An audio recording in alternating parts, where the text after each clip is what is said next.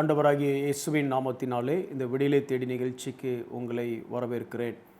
சுவிசேஷத்தை குறித்து தியானித்து கொண்டிருக்கிறோம். அதில் குறிப்பாக இயேசுவின் பாவம் இல்லாத வாழ்வு. ஏன் இதை குறித்து கற்றுக்கொண்டிருக்கிறோம் என்றால், இயேசு எப்படி பாவமில்லாமல் இந்த உலகத்தில் வாழ்ந்தார் என்பதை குறித்து நாம் தியானிக்கும் பொழுது நாம் எவ்வாறு வாழ வேண்டும் என்பதை குறித்த பல காரியங்களை கற்றுக்கொள்ள முடியும். அதற்கு குறிப்பாக நாம் எடுத்துக்கொண்ட ஒரு வேத வசனம் 2 பேதுரு 2வது அதிகாரம் 21வது வசனம் முதற்கொண்டு. அதை நான் வாசிக்கிறேன், கேளுங்கள்.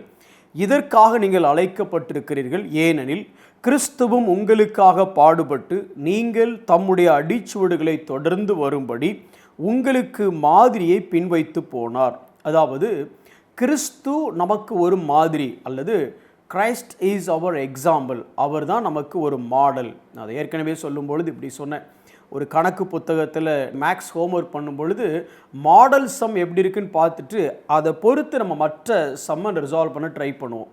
இங்கே பேதுரு இதை எழுதும் பொழுது யாருக்காக எழுதுகிறார் என்று பார்க்கும் பொழுது, வேலைக்காரர் எஜமான் அப்படிங்கிற அந்த ஒரு பேட்டர்னை எடுத்து வேலைக்காரருக்கு ஆலோசனை சொல்கிற அந்த பகுதியில் இதை எழுதுகிறார். அதில் முந்தின வசனத்தை நீங்கள் படிக்கும் பொழுது 18வது வசனத்திலேருந்து பார்க்கும் பொழுது, வேலைக்காரரே அதிக பயத்துடனே உங்கள் எஜமான்களுக்கு கீழ்ப்படிந்திருங்கள் அப்படின்னு சொல்லி எழுதுகிறாரு. அப்போ எதை முன்னிறுத்தி எழுதுகிறார்? அல்லது இயேசுவை பின்பற்றுங்கள் என்று சொல்லும் பொழுது பல காரியங்களில் இயேசுவை பின்பற்ற வேண்டியதாக இருந்தாலும் இந்த பகுதியில் பிரதானமாக எதை பேதுரு வலியுறுத்துகிறார் என்று சொன்னால் பாடுகளை குறித்து வலியுறுத்துகிறார். அடுத்த சில எபிசோட்ஸில் நம்ம இந்த பாடுகளை குறித்து கொஞ்சம் தியானிக்க போகிறோம். இந்த வேத பகுதியை கொஞ்சம் தொடர்ந்து நம்ம கொஞ்சம் ஆழமாக தியானிக்கலாம். முதல்ல பாடுகள். இன்றைக்கு கிறிஸ்தவ சபைகள் மத்தியில் இந்த பாடுகளை குறித்து பிரசங்கம் பண்ணுவதற்கு ஒன்று நாம் தவறுகிறோம் அல்லது நாம் தயங்குகிறோம். ஆனால் வேதத்தில் பார்க்கும் பொழுது இயேசுவே இந்த இடத்துல நம்ம பார்க்கும் பொழுது யாரை குறித்து சொல்லுகிறது என்று சொல்லும் பொழுது, ஏனெனில் இயேசுவை குறித்து சொல்லும் பொழுது எப்படி சொல்லுகிறதுல, ஏனெனில் கிறிஸ்துவும் உங்களுக்காக பாடுபட்டு நீங்கள் தம்முடைய அடிச்சுவடுகளை தொடர்ந்து வரும்படி உங்களுக்கு மாதிரியை வைத்து போனார். எதற்கு மாதிரியை வைத்து போனார்? பாடுகளின் மத்தியிலே எப்படி வாழ வேண்டும் என்பதற்கு மாதிரியை வைத்து போனார். அப்போ கிறிஸ்துவே பாடுகளுக்குள்ளாக கடந்து சென்றார் அப்படின்னு பார்க்குறோம். இன்றைக்கி கிறிஸ்துவ உலகத்தில் இல்லை, நீங்கள் தேவனுடைய சித்தத்தை செய்து கொண்டிருக்கும் பொழுது, தேவனுக்கு பிரியமாக இருக்கும் பொழுது பாடுகள்லாம் வராது அப்படின்னு சொல்கிறோம். ஆனால் இந்த பகுதியை பார்க்கும் பொழுது கிறிஸ்துவானவர் பிதாவின் சித்தத்தை மாத்திரமே செய்கிறவராக இருக்கிறார். அவருடைய வார்த்தையிலோ அவருடைய செய்கையிலோ இல்லை அவருடைய மனப்பான்மையிலேயோ எந்த இடத்துலையுமே நம்ம பாவத்தை பார்க்கவே முடியாது. ஆனாலும் அவர் பாடுகளின் வழியாக கோத்ரு பண்ணுறதை நம்ம பார்க்குறோம். இதை பேதுரு எழுதும் பொழுது இந்த அடிச்சுவடுகளை நீங்கள் பின்பற்றுங்கள். கொஞ்சம் இந்த வசனத்தினுடைய முன்னால் பின்னால் இதை படித்து பார்த்தோம் அப்படின்னா, அதே 1 பேதுரு 3வது அதிகாரம் 13வது வசனம் இப்படி சொல்லுது, நான் தப்பு செய்கிறதுனால பாடா இல்லை தேவனுடைய சித்தத்தை செய்யாததுனால எனக்கு பாடா அப்படின்னா அப்படி சொல்லலை. எப்படி சொல்லு பாருங்களேன், நீங்கள் நன்மையை பின்பற்றுகிறவர்களானால் 3வது அதிகாரம் 13வது வசனம். அப்போ நன்மையை மட்டும் செய்கிறாங்க. 14வது வசனம் சொல்லுது, நீதியின் நிமித்தம் நீங்கள் பாடுபட்டால். நீதியாக நடக்கும் பொழுது பாடுபடுறாங்களாமா. 16வது வசனம் சொல்லுது, கிறிஸ்துவுக்கேற்ற உங்கள் நல்ல நடக்கையை தூசிக்கிறவர்கள், நல்ல குட் கான்டக்ட் ஆனாலும் பாடுபடுறாங்க. 17வது வசனம் சொல்லுது, தேவனுக்கு சித்தமானால் நன்மை செய்து பாடு அனுபவிப்பதே. தீமை செய்கிறதுனால அல்ல, நன்மை செய்கிறதுனால பாடு அனுபவிக்கிறாங்களாம். 18வது வசனம் சொல்லுது, நீதியுள்ளவராய் பாவங்களின் நிமித்தம் ஒரு தரம் பாடுபட்டார். யாரு? கிறிஸ்து. அவரும் நீதியாக இருந்ததுனால பாவத்திற்காக அவர் பாடுபட்டார். அப்போ நல்ல கவனிங்க, கிறிஸ்துவையும் நம்மை ஒப்பிட்டு பேசும் பொழுது கிறிஸ்து நீதியாக இருந்தார், ஆனாலும் பாடுகள் பட்டார். நீங்கள் நன்மை செய்கிறவர்களாக இருந்தாலும், இன்னும் சொல்லப்போனால் நல்ல நடக்கை உடையவர்களாக இருந்தாலும், நீதி நிமித்தம் நீங்கள் வாழ்ந்தாலும் நீங்கள் பாடுகளை அனுபவிக்க வேண்டியிருக்கும். என்ன சொல்ல வரேன்? கிறிஸ்தவ வாழ்க்கையில் பாடுகள் என்பது அது எதிர்பார்க்கப்பட வேண்டிய ஒன்று என்று சொல்லலாம். அல்லது பாடுகளின் வழியாகத்தான் நாம் தேவனுடைய ராஜ்யத்திற்குள்ளாக கடந்து வருகிறோம் அப்படின்னு கூட சொல்லலாம். ஒரு சில கோட்ஸ் உங்களுக்கு வாசிக்கிறேன். C.S. லூயிஸ், கிரேட் திங்கர், ஒரு நல்ல ஒரு சிந்தனையாளர், அவர் எழுதும்போது இப்படி சொல்கிறாரு, why do the righteous suffer, ஏன்பா நீதிமான் பாடுபடுறான் அப்படின்னா அதுக்கு அவர் பதில் சொல்கிறது, why not, he replied, they are the only one who can take it. அப்படின்னா அவனால் தான் அதை சமாளிக்க முடியும். அநீதியாளனால பாடுகளை சமாளிக்க முடியுமா? இல்லை, ஒரு நீதிமான் பாடுபடுறான் அப்படின்னா அவனால் மட்டும்தான் சமாளிக்க முடியும் அப்படின்னு சொல்கிறாரு.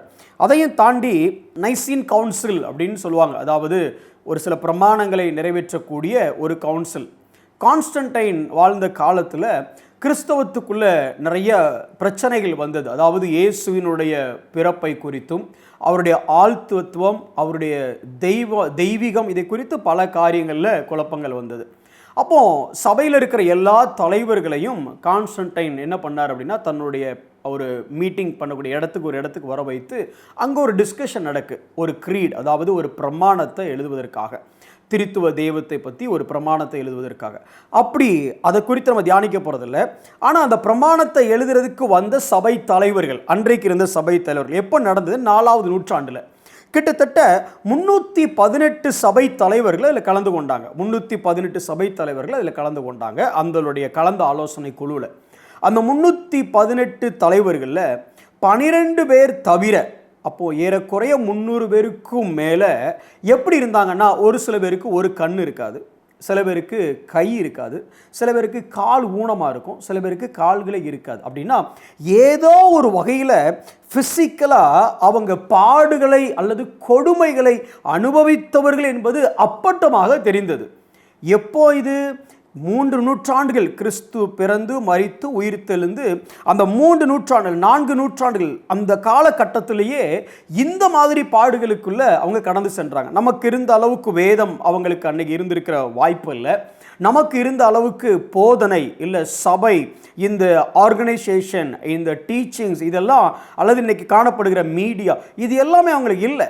அப்படி இருந்த காலத்தில் இன்னும் சொல்ல போனால், உங்களுக்கும் எனக்கும் இன்று கிடைத்திருக்கிற வேதத்தின் வெளிச்சம் அன்னைக்கு அவங்களுக்கு கிடைச்சிருக்குமான்னா அது ஒரு சந்தேகம்தான். அந்த அளவுக்கு கிடைக்கல.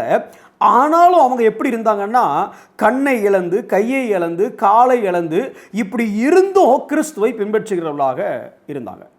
அப்போ கிறிஸ்துவ வாழ்க்கையில் பாடு என்பது அது அடிப்படை என்ற ஒரு காரியத்தை நம்ம பார்க்குறோம். ஏன்னா கிறிஸ்துவே பாடுபடும் பொழுது நாம் ஏன், ஒரு சின்ன ஒரு எடுத்துக்காட்டு வேதத்திலேருந்து நம்ம இன்னைக்கு பார்க்கலாம், அதுக்கப்புறம் தொடர்ந்து படிக்க போகிறோம்.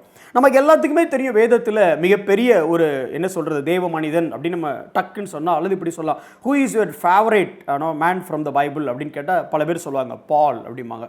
பவுல் எனக்கு மிகவும் பிடித்த ஒரு மனிதர். புதிய ஏற்பாட்டில் பாதிக்கும் மேற்பட்ட நிருபங்களை எழுதினவர் பவுல். அப்போ இந்த பவுலை குறித்து சொல்லும் பொழுது பவுலுக்கு முதலாக தேவனிடத்திலிருந்து அழைப்பு வருகிறது. எப்படி அழைப்பு வருது? இங்கே பார் பவுல், நீ சவுலாக இருக்கிற, உன்னை வைத்து நான் பல காரியங்களை செய்ய போகிறேன், ராஜ்யத்துக்கெல்லாம் சுவிசேஷம் அறிவிக்கணும், நீ ராஜாக்கள் முன்னெல்லாம் அனுப்ப, இன்னும் பல தேசங்களுக்கு நீ ட்ரிப்பு போக வேண்டியிருக்கு, இந்த நாட்டில் மட்டும் இல்லை பல நாட்டில் போய், பல கண்டத்தில் போய் நீ சத்தியத்தை சொல்ல வேண்டியிருக்கு, அப்படி ஒரு சூப்பர் ஆப்பர்ச்சுனிட்டி இருக்குது, வரியா பவுல் அப்படின்னு சொல்லி தேவன் விளக்கம் கொடுக்கல. அஃப்கோர்ஸ் அவனுடைய ஊழியத்தை பற்றி, அவன் யாருக்கு சுவிசேஷம் சொல்லணுங்கிற காரியத்தை பற்றி சொன்னாலும் அவர் சொல்லும்போது இப்படி சொல்கிறார். அப்போஸ்தலர் நடபடிகள் 9வது அதிகாரம் 16வது வசனம், அவன் என்னுடைய நாமத்து நிமித்தம் எவ்வளவாய் பாடுபட வேண்டும் என்பதை நான் அவனுக்கு காண்பிப்பேன். அவனுக்கு அழைப்பு கொடுக்கும் பொழுதே எப்படி அழைப்பு கொடுக்குறாருன்னா, நீ பெரிய ஊழியக்காரர் ஆயிடுவ அப்படின்னு அழைப்பு கொடுக்கல, நீ ஒரு பெரிய அப்போஸ்தலன் ஆயிடுவ அப்படின்னு அழைப்பு கொடுக்கல. Of course you will preach to the Gentiles, நீ ஒரு புறஜாதிக்கும் இன்னும் ராஜாக்களுக்கும் இவங்களுக்கெல்லாம் சத்தியத்தை சொல்லுவ, அதில் எந்த மாற்று கருத்தும் இல்லை. ஆனால் அவனோட பேக்கேஜில் இன்னொன்று வருது. என்ன வருதுன்னா, பாடு அனுபவிப்ப. சரி, அந்த பவுலையே பாருங்கள். அப்போஸ்தலர் 14வது அதிகாரத்தில் லீஸ்ட்ரா அந்த சிட்டியில் அவர் ப்ரீச் பண்ணுறாரு. ப்ரீச் பண்ணி எல்லாம் முடித்த உடனே அவரை என்ன செய்கிறாங்க அப்படின்னா, அந்தியோகியாவிலும் இக்கோனியாவிலும் இருந்து சில யூதர்கள் ஜனங்களுக்கு போதனை பண்ணி பவுலை கல்லெறிந்து அவன் மரித்து போனான் என்று எண்ணி. எப்படி கல்லெறிஞ்சாங்க அப்படின்னா, செத்துட்டான் அப்படின்னு முடிவு பண்ணிட்டாங்க. அந்த அளவுக்கு கல்லெறிஞ்சிட்டாங்க. இப்போ உடனே பவுல் எந்திரிச்சு, என்ன ஆண்டவரே, ஊழியத்துக்காக 9வது அதிகாரத்தில் கூப்பிட்டீங்க, இந்த 13வது அதிகாரத்தில் வந்திருந்தா கல் எடுத்து எறிகிறாங்க, சாக கிடக்கிற, நீங்கள் கண்டுக்கலையே, வேண்டாம் நான் கிளம்பி போகிறேன் அப்படின்னு சொல்லி போல. எந்த ஊரில் கல் எறிஞ்சி வெளியில் கொண்டது போட்டாங்களோ, திருப்பி என்ன பண்ணுற, 14வது அதிகாரம் 22வது வசனம் சொல்லுது, அதே ஊருக்கு திருப்பி போய் நாம் அநேக உபத்திரவங்களின் வழியாய் தேவனுடைய ராஜ்யத்தில் பிரவேசிக்க வேண்டும் என்று சொன்னார்கள் அப்படின்னு இருக்கு.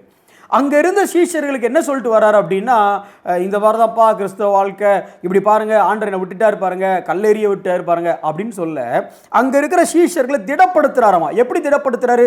பாடுகள்லாம் வராது, கவலைப்படாதீங்க, பிரச்சனைலாம் வராது, சமாதானம், சந்தோஷம், ஐஸ்வர்யம், ஆஸ்தி அப்படின்னு சொல்லலை. என்ன சொன்னார் அப்படின்னா, சீஷர்களின் மனதை எப்படி திடப்படுத்தினார் என்றால், உபத்திரவத்தின் வழியாகத்தான் தேவனுடைய ராஜ்யத்துக்குள்ள நம்ம பிரவேசிக்கணும் அப்படின்னு சொல்லி திடப்படுத்தினாராமா. இதே பவுல் அப்போ 2 தீமோத்தி 3வது அதிகாரம் 12வது வசனத்தில் தன்னுடைய கிளைமாட்டிக் எபிசல், அதாவது தன்னுடைய மரண தருவாயில் எழுதக்கூடிய அந்த எபிசல் என்ன சொல்கிறார் அப்படின்னா, அன்றியும் கிறிஸ்து இயேசுவுக்குள் தேவபக்தியாய் நடக்க மனதாயிருக்கிற சிலர் துன்பப்படுவார்கள் அப்படின்னு எழுதல, யாவரும் துன்பப்படுவார்கள். கொஞ்சம் யோசிச்சு பாருங்கள். யார்? பவுல் அடிகளார். புதிய ஏற்பாட்டின் பாதிக்கும் மேற்பட்ட புத்தகங்களை எழுதின பவுல் கிறிஸ்தவ வாழ்க்கையை பற்றி சொல்லும் பொழுது, பாடுகள் வாழ்க்கையில் நிதர்சனமானவைகள், பாடுகளின் வழியாகத்தான் தேவனுடைய ராஜ்யத்துக்குள்ளே நம்ம பிரவேசிக்கணும் அப்படின்னு சொல்லி. எனக்கு அருமையான சகோதரனே, சகோதரியே, ஒருவேளை இதை பார்த்து கொண்டிருக்கிற நீங்கள் விசுவாசத்தின் நிமித்தம் பாடுகளோடு இல்லை கிறிஸ்துவின் நிமித்தம் துயரத்தோடு துக்கத்தோடு நீங்கள் இருந்து கொண்டிருந்தீங்கன்னா, ஒரு காரியம் உங்களுக்கு சொல்ல ஆசைப்படுகிறேன்.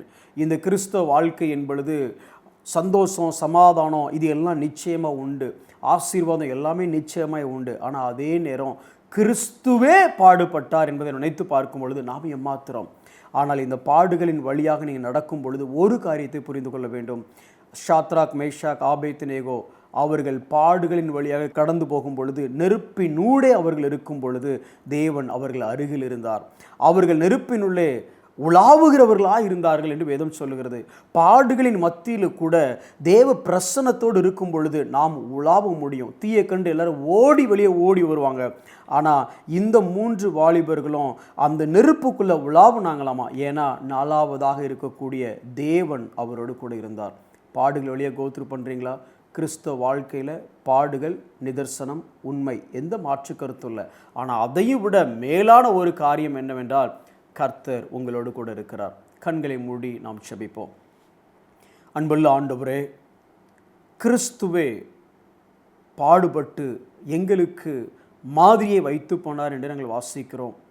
அப்பா, பாடுகளோடு, பாரங்களோடு, உபத்திரவத்தோடு, பிரச்சனைகளின் மத்தியில் உம்மை பின்பற்றுகிற ஒவ்வொரு சகோதர சகோதரிக்காகவும் நாங்கள் ஜெபிக்கிறோம். ஆண்டவரே, எங்களுக்கு தேவையான கிருபையை நீங்கள் தாங்கப்பா. பவுல் தான் பாடுபட்டு கல்லெறியுண்ட போதும் தன்னோடு இருக்கிற சீஷர்களை திடப்படுத்தக்கூடிய ஒரு மனநிலைமை அவனுக்கு இருந்தது. ஆண்டவரே, அதே போல எங்களோடு சுற்றி இருக்கிற மக்களை ஆண்டவரே நாங்கள் திடப்படுத்தக்கூடிய அளவுக்கு கிருபை பெற்றவர்களாக வாழ எங்களை பலப்படுத்தும். எங்களோடு கூட இருந்து நீங்கள் வழி நடத்தும். இயேசுவின் நாமத்தில் ஜெபிக்கிறோம் நல்ல பிதாவே, ஆமென்.